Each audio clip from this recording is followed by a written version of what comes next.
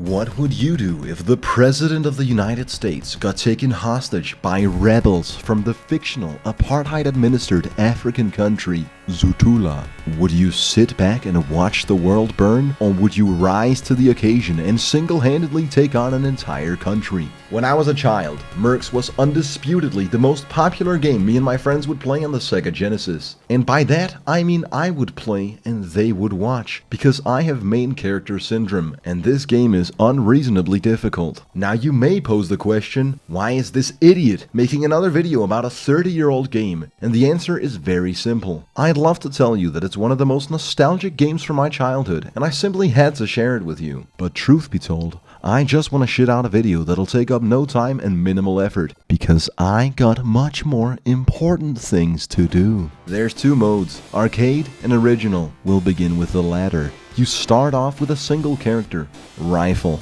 Every mercenary is named after their weapon. You shoot enemies and try not to let enemies shoot you. You pick up power-ups that upgrade your weapon. You can also find speed and health upgrades, flak vests, a poison mask, mega crash attacks, which are a very scarce resource, and most importantly, medals of honor. You'll encounter various tents throughout the game. In some you'll find a new character that joins your squad. It's then up to you to decide which upgrades go to which characters. Burner is unfathomably overpowered, and beyond any reasonable doubt, the best character in the game, by such a large margin that I almost think it has to be on purpose. He can shoot through walls, kills any infantry instantly, destroys missiles mid-air, not even on purpose, and once fully upgraded, the flamethrower literally extends out of the screen. The last three characters are Launcher, who uses a rocket launcher, Homing, who shoots homing missiles, which are extremely effective in the 10 seconds following the point where you got the character. After that, he's completely useless. And Laser,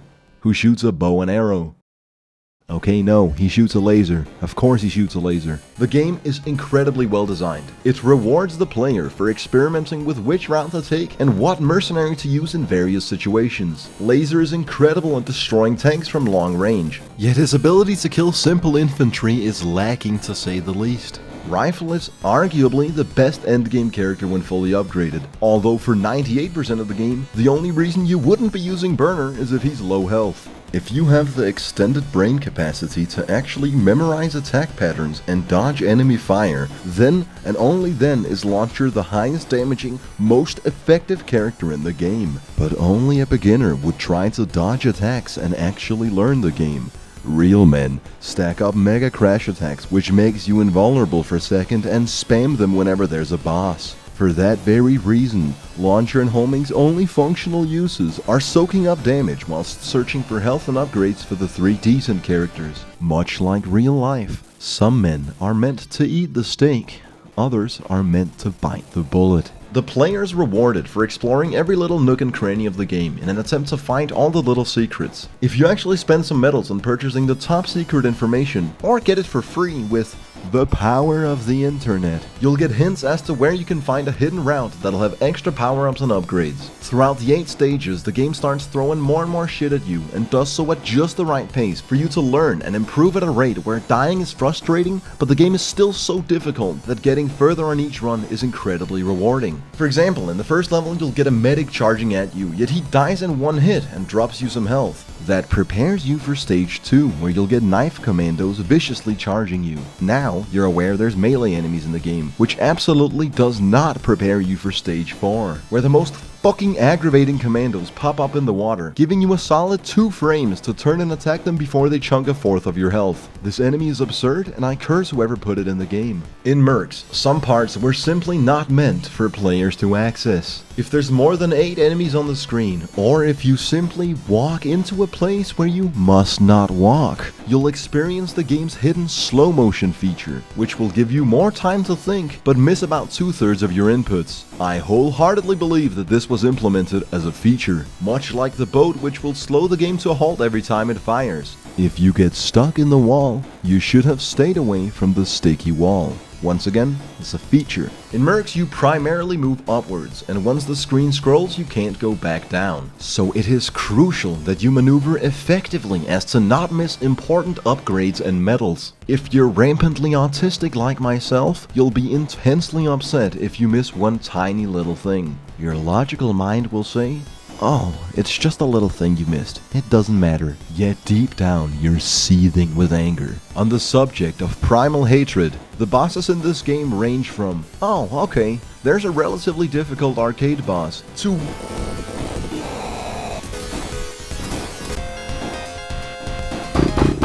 Fuck! No, seriously. 100% deadass. What is this boss? Who made this? The train boss is fucked up. Ow, what the fuck?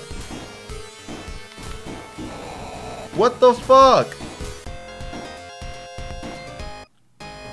Or what about this? This is another great idea someone had. Heat-seeking missiles that give you 0 frames to dodge them. You just have to remember the exact pattern and how it changes depending on where you're standing. Something you couldn't possibly know on your first time meeting the boss. Oh-wee. Learning the various attack patterns and when to use the Mega Crash attack is crucial to beating the game. Ah, no. In about 3 hours time, I managed to complete Original Mode. Some may try to argue that giving every upgrade to Burner and abusing his weapon for the entire playthrough, whilst using the pause function to do frame-by-frame character swaps and literal frame-perfect shooting is cheating. Anyone with more than a lukewarm IQ knows that that's an entirely valid way to play the game. On my first time actually beating Original Mode, I was close to losing the run when I found a secret entrance that let me resurrect a character and get some very affordable upgrades. I then somehow blasted my way to the final boss with only 1 character remaining.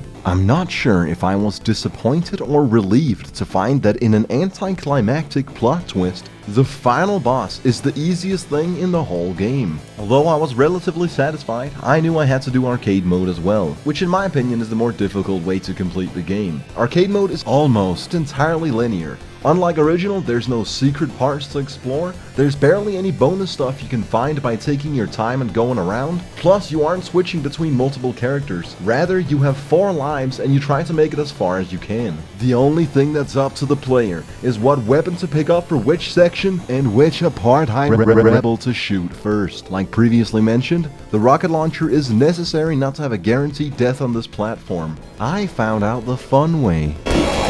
Much like the first time I encountered these one-hit kill zappers.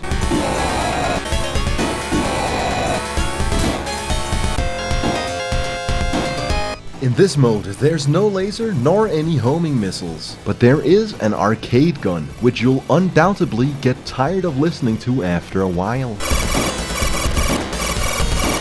Calling arcade mode mildly frustrating would be a severe understatement. Yet it was still engaging enough for me to return time and time again until I'd finally managed to save the president.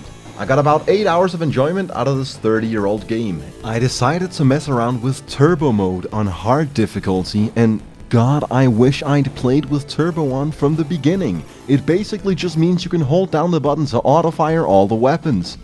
Fuck! I assumed it would make the enemies faster, but you live, you learn. As for playing on hard, that is where a whole world of suffering awaits the masochistic gamer, if for no other reason than because, on hard mode, any of the infantry in the game can at any point in time just turn into a suicide bomber. All the health pickups you used to enjoy?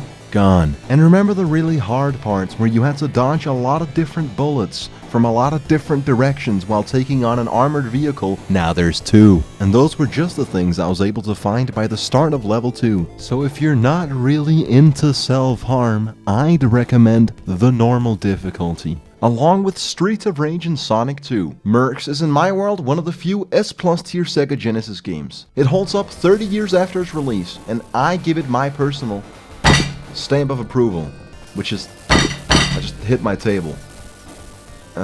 Anyways, if you like retro arcade games and have a couple hours to blow, I highly suggest you give it a whirl. In the description I've included both the Kega Fusion emulator, the ROM for the game, and instructions on how to set it up to be played with a controller, which I'd recommend if you have one. My high score on normal original mode is just shy of 750,000 points, so that's the gold standard. As a closing statement, can I just point this out? This is one very steep hill. Like, I started on the beach, and in about 30 seconds of running, we're above the clouds on top of a mountain, fighting a fighter jet.